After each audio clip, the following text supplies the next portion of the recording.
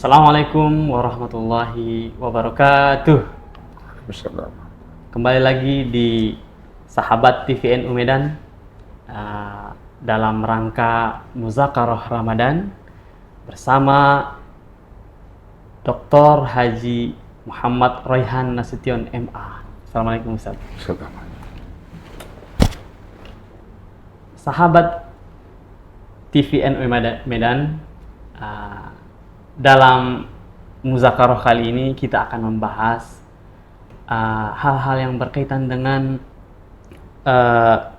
penguatan ukhuwah Islamiyah. Hari ini kita akan membahas Ramadan sebagai momentum penguatan ukhuwah Islamiyah. Itu akan tema yang akan kita bahas. Namun untuk sebelum ke sana, kita perlu perkenalkan diri. Perkenalkan, nama saya saya sebagai MC. Perkenalkan, nama saya Rezeki Saputra Hasibuan sebagai MC pada podcast kali ini. Dan narasumber kita ini sudah melanglang buana di organisasi Nahdlatul Ulama dan juga alumni dari universitas luar negeri semuanya saya lihat. Mungkin tidak saya bacakan lagi, boleh diperkenalkan dirinya, Ustaz. Nama lengkapnya siapa dan alumni dari mana? Baik. Assalamualaikum warahmatullahi wabarakatuh. Waalaikumsalam. Nama Dr. Haji Muhammad Royhan Nasution, LCMA. Kelahiran 17 Agustus 1960 di Mandailing, Natal. Pendidikan SD negeri di Desa Huraba, kemudian Tsanawiyah dan Aliyah di Pesantren Mustafawiyah Purba Baru. Seterusnya pernah belajar di Darul Ulum Makkah Al-Mukarramah, Masya Allah, dan memperoleh gelar S1 ataupun LC di College Dakwah Islamiyah Tripoli, Libya, seperti juga di tingkat S2-nya di college yang sama. Kemudian untuk jenjang S3-nya dari UKM, kalau orang Malaysia katakan UKM, University Kebangsaan Malaysia di Selangor, Malaysia. Masya Allah. Pengalaman dalam bidang organisasi, pernah menjabat sebagai Wakil Rais NU Sumatera Utara. Kemudian sekarang ini menjabat sebagai Rais NU Kota Medan. Dan pernah menjabat di Ketua Kamus Keluarga Abiturian Mustafawiyah Purba Baru hampir 7 tahun. Itulah sebagai riwayat hidup secara singkat. Dan sekarang ini sebagai dosen S2 Ilmu Al-Quran dan Tafsir di UIN Sumatera Utara. Ya, Masya Allah. Berarti sahabat TVNU Medan, narasumber yang didatangkan ini memang betul luar biasa. Alumni dari 3 universitas luar negeri, ya, Masya Allah. Nah,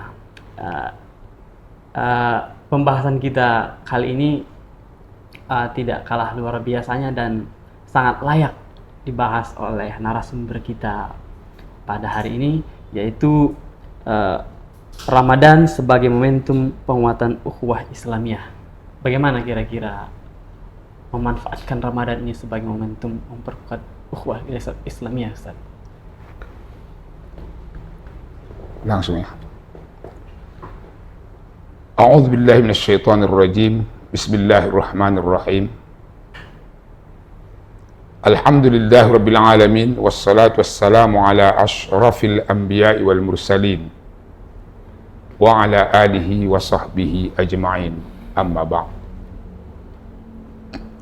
Syukur dan puji sama-sama kita panjatkan kehadrat Allah Subhanahu wa taala yang mana sampai saat ini kita diberi kesehatan, kesempatan dan kekuatan dapat bertemu di Sahabat TV NU Kota Medan. Kemudian salawat dan salam sama-sama kita kirim kepada junjungan kita Nabi besar Muhammad sallallahu alaihi wasallam yang telah bersusah payah memperjuangkan umat manusia dan mengangkat martabat manusia, sehingga kita semua yang telah mengucap la ilaha illallah Muhammadur Rasulullah telah memperoleh kedudukan yang paling tinggi di sisi Allah, yaitu afdalun nas, manusia yang paling mulia di sisi Allah Subhanahu wa taala. Mudah-mudahan kita ini semua menjadi umat Muhammad. Amin. Yang senantiasa mengamalkan ajaran yang dibawa oleh baginda Rasulullah sallallahu alaihi wasallam. Amin. Berbicara tentang hikmah Ramadan atau salah satu tujuan dari pelaksanaan Ramadan itu, sebagaimana dijelaskan oleh Allah Subhanahu wa taala di dalam Al-Qur'an, yaitu firman Allah Subhanahu wa taala yang berbunyi, ba'da a'udzu billahi minasyaitonir rajim. Bismillahirrahmanirrahim. Ya ayyuhalladzina amanu kutiba alaikumus siyam kama kutiba 'alal ladzina min qablikum la'allakum tattaqun. Dari kalimat la'allakum tattaqun, semoga kamu menjadi orang yang bertakwa. Orang yang bertakwa itu adalah orang yang hubungannya kepada Allah baik. Artinya dia menjalankan segala perintah Allah Subhanahu wa taala dan meninggalkan segala larangan Allah Subhanahu wa taala. Dan juga hubungannya terhadap manusia baik. Ketika seseorang itu baik dengan Allah, dia baik dengan manusia. Maka orang yang tidak baik hubungannya dengan manusia, imannya masih diragukan ataupun dipertanyakan. Dari la'allakum tattaqun dapat kita lihat orang yang bertakwa itu adalah orang yang sayang terhadap sesama manusia, khususnya kepada umat Islam. Di mana Ramadan ini mengajari kita, Ramadan ini adalah merupakan pesantren kilat untuk membentuk insan kamil yang sayang terhadap sesama umat Islam dan dengan umat-umat lain yang tidak memusuhi Islam. Oleh itu, kalau kita berbicara dengan kasih sayang seorang muslim dengan saudaranya yang muslim, ketika kita membacakan firman Allah Subhanahu wa taala, walladzina tabawwa'ud dara wal imana min qablihim yuhibbuna man hajara ilaihim wa la yajiduna fi sudurihim hajatan mimma utu wa yu'thiruna ala anfusihim walau kana bihim khasasah. Ayat ini diturunkan Allah Subhanahu wa taala kepada orang-orang Al-Ansar, di mana ketika umat Islam yang berada di Mekah pada ketika itu tertindas, dihina, disiksa oleh kufar Quraisy, maka tidak ada jalan keluar kecuali Nabi Muhammad SAW menyuruh dan memerintahkan kepada sahabatnya agar mereka itu berhijrah ke Madinah. Sesampainya Al-Muhajirin, yang selalunya kita katakan Al-Muhajirin kepada orang-orang Mekah yang terlebih dahulu masuk Islam, dan Al-Ansar, orang-orang yang telah mendahului masuk Islam dari kaum Al-Madinah Al-Munawwarah. Ketika umat Islam atau Al-Muhajirin datang ke Al-Madinatul Munawwarah, inilah yang digambarkan ayat ini. Walladzina tabawwa'ud dara wal imana min qablihim yuhibbuna man hajar ilaihim. Mereka itu sayang terhadap orang-orang yang berhijrah kepada mereka. Bagaimana kasih sayang mereka itu?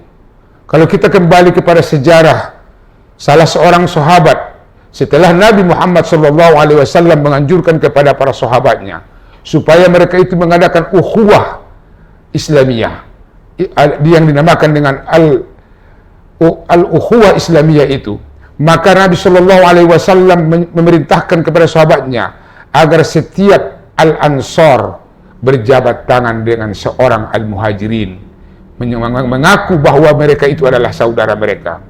Pada ketika itu dalam sejarah, salah seorang sahabat Nabi yang bernama Sa'ad ibn Rabi', ketika dia bersalaman dengan Abdurrahman bin Auf. Apa yang dikatakan oleh Sa'ad ibn Rabi'? Ketika dia bersalaman, dia katakan, wahai saudaraku Abdurrahman, untuk pengetahuan kamu bahwa di Madinah ini saya adalah termasuk orang yang terkaya. Oleh itu setengah dari harta kekayaan yang saya miliki saya serahkan kepadamu. Karena iman terhadap Islam, kasih sayang terhadap sesama manusia, setengah dari harta kekayaan yang dimilikinya rela dikorbankannya, diberikannya kepada Abdurrahman bin Auf.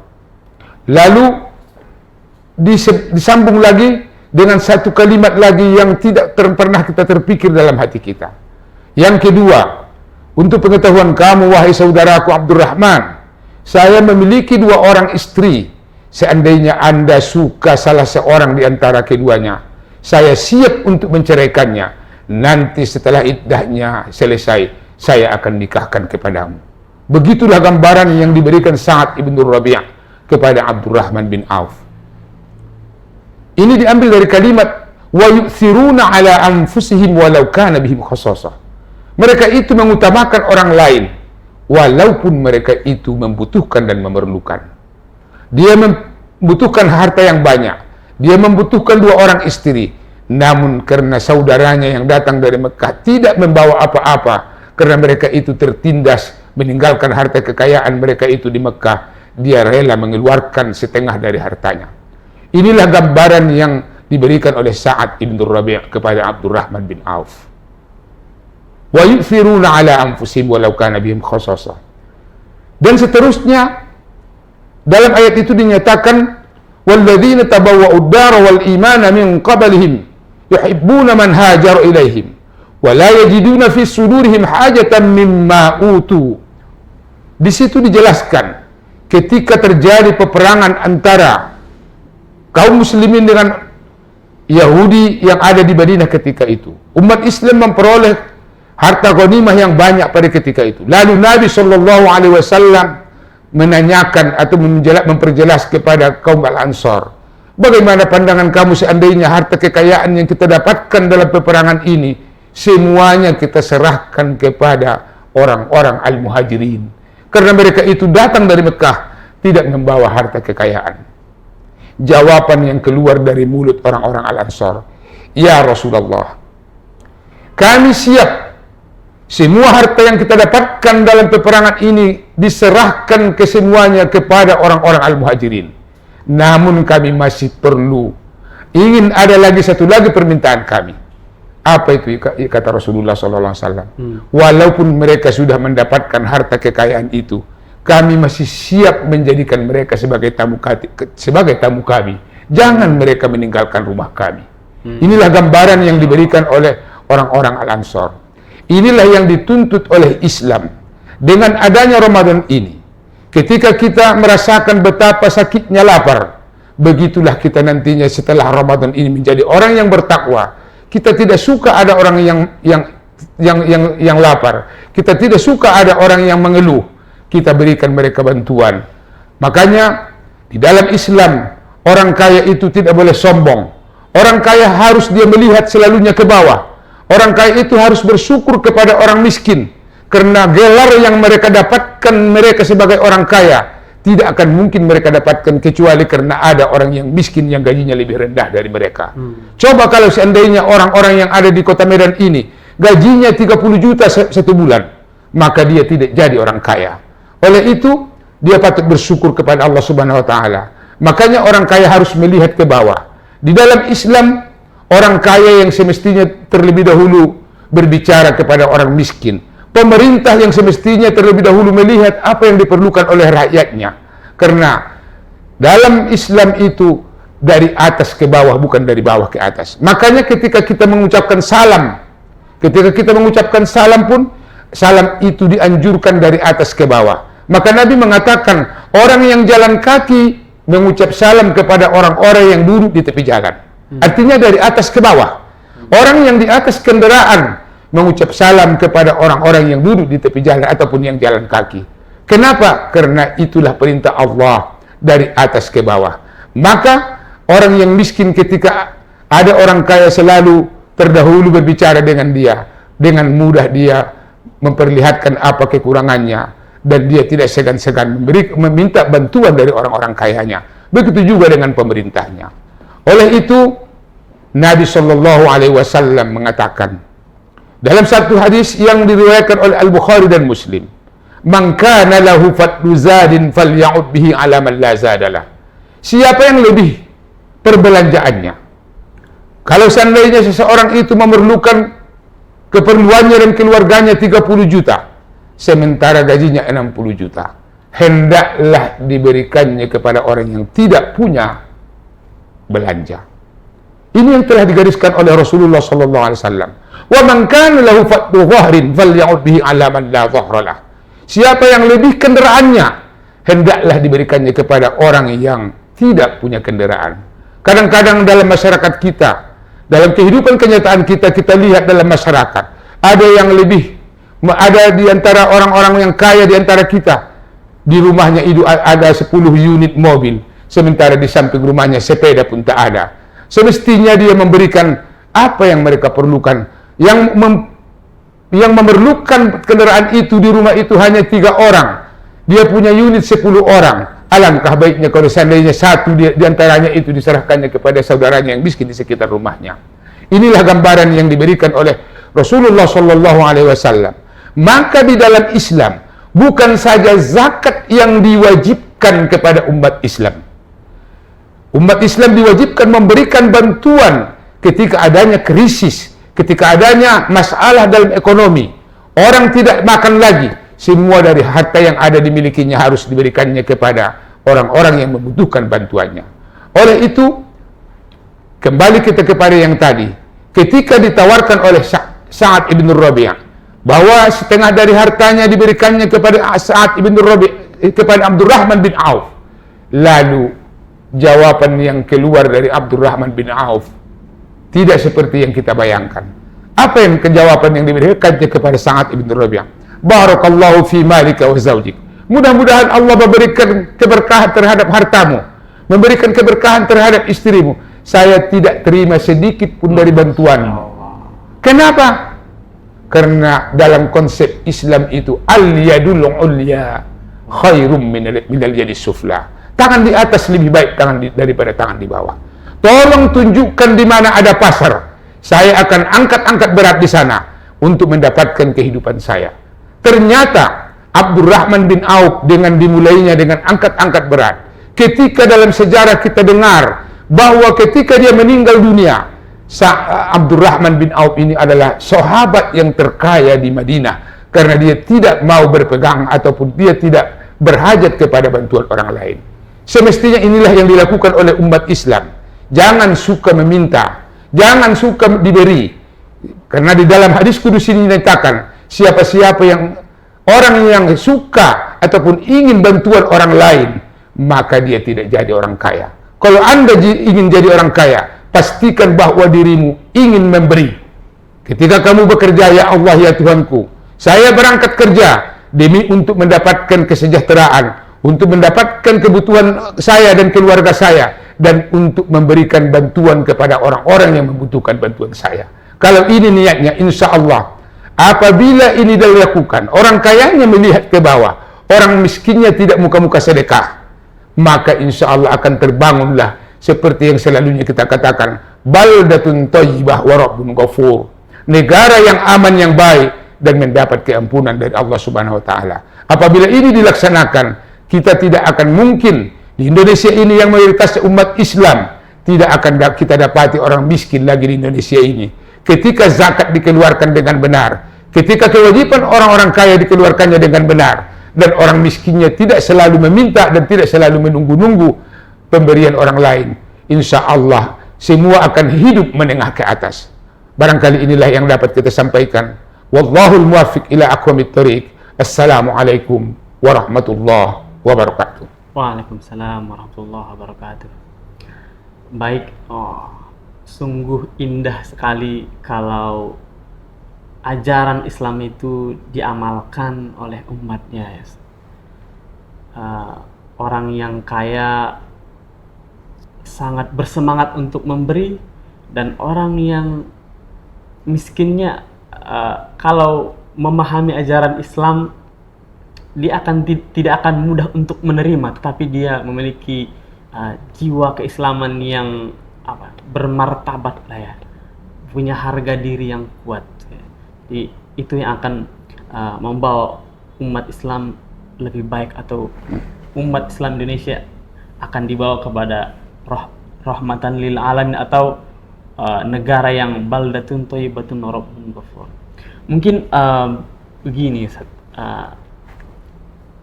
realita kita sekarang kan baru selesai pemilihan kepala daerah ya.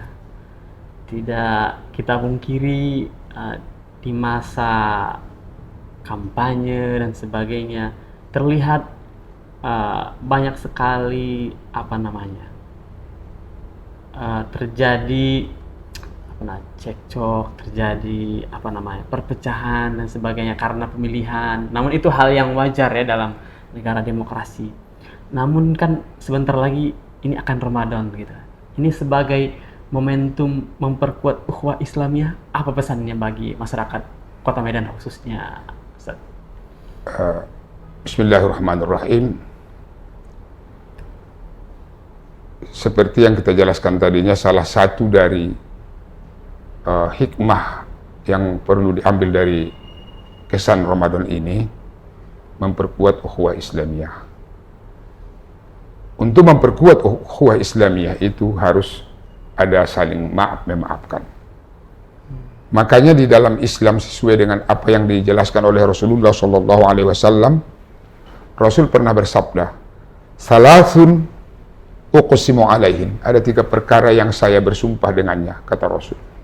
Yang pertama, ma naqasa malun min shadaqatin fatasaddaqu.